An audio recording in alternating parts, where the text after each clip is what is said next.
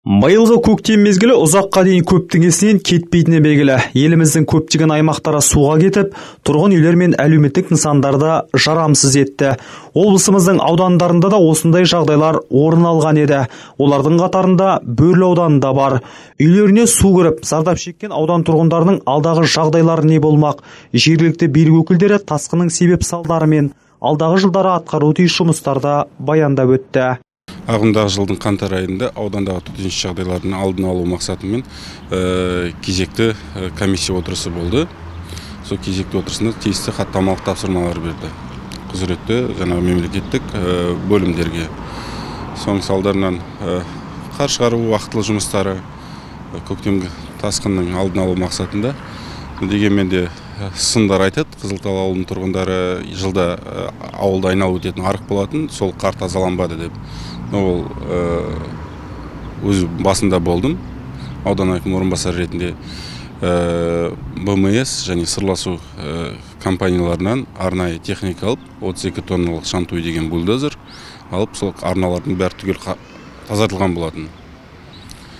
Енді 31 наурыздан күннің, ауа райының күрт көтерілуі салдарынан Қызылтал ауылында ар жағында орналасқан мергір биік жерлер дейміз бе, қалай солардан қар еріп Қызылтал ауылына келді.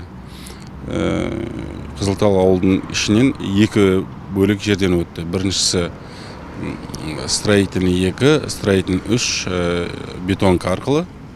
Екіншісі жаңағы Шыңғырлау, Абдулла, Бақтыбаева көшелерінен Бота көшесінің артына қарай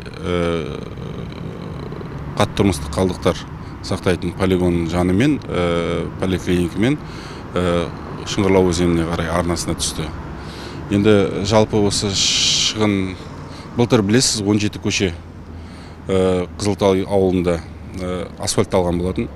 Сол кезде бұрынғы болатын су өткізетін құбырлар жобада қандай болды, жобалық сметалық құжаттамада қандай диаметрлі сондай орнатылды.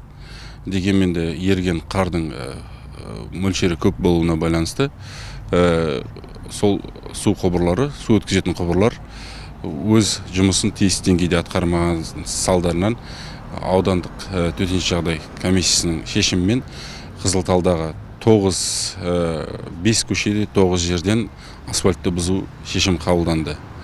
Себебі алғашқы 3 үй суға басу қаупі фундаментіне дейін жетіп тұрды. Не болса да аз үйді су басу, аз үйді басынша Қызылталдың түгел басқанша 10 микрорайонға келгенше деп шешім қабылданып жырып жібердік.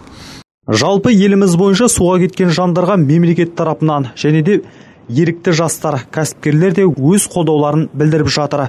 Мемлекет тарапынан жергілікті билік өкілдеріне нақты қандай көмектер көрсетілмек?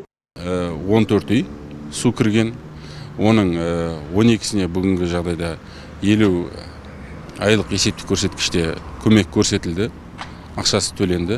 Сонымен қоса Қазақстан Республикасы үкіметінің 1358-ші қаулысымен бекітілген арыз 4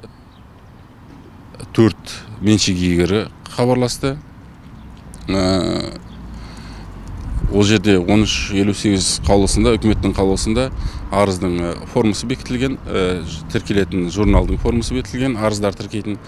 Енді бұл жерде нақты айтылған әр зардап шеккен, зиян келтірген меншік иесі өзі тәуелсіз бағалаушы ұйымды анықтап,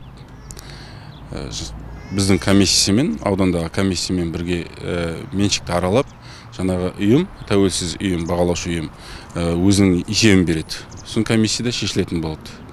Бұл меншік нысан күрделі жөнделеді, я болмаса жаңағы қайттан құрылысы жүргізеді, сол сияқты. Бұл бағытта бүгінгі күнде 12 сәуірге 4 арыз келді, түсті. Енді меншік иегерлер жаңағы айтқандай өздері мекемен ұйымды таңдау керек, оценка жасау үшін. Оценканың барлық шығындарын бюджет есебінен төленетін болады. Яғни зардап шеккен тұрғын үйлердің меншік иелері ешқандай қаражат төлемейді. Қысқаша осы, бұдан бөлек Ақбұлақта бір үй суға кетті. Жалпы сонда 15 үй. Оның 12-сіне қазір 50 атаулы айлық есептік көрсеткіш төленіп отыр, 153 мың теңге. Неге тек 12-сіне? Арызбен. Бәрі арыз жазған адамдарға қарастырылады. Арнайы комиссия құрылған, жазу керек. Апат айтып келмейді деп жатамыз. Ал Қызылталдық ағайындар бұдан бұрында көктем мезгілінде төңіректерін су жайлап қиындық соқтыратын айтып жүрген еді. Сондықтан тұрғындар мен жергілікті басшылық осындай жағдайлар қайталанбас үшін қауіптің алдын алған абзал. Өтепберген Қарасай, Майя Мирова, Азамат Бабагөжиев, Қарашығанақ телеарнасы.